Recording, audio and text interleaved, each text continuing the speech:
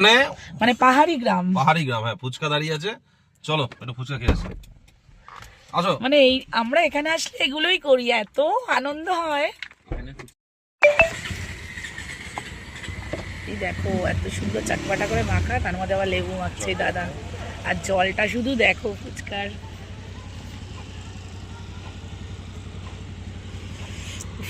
আর মানে কন্ট্রোল করা যাচ্ছে না। 10 টাকায় কটা গো? চারটে।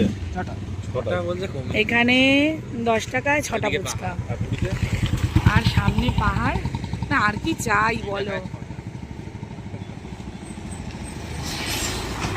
চলো আগে খেয়ে নিয়ে।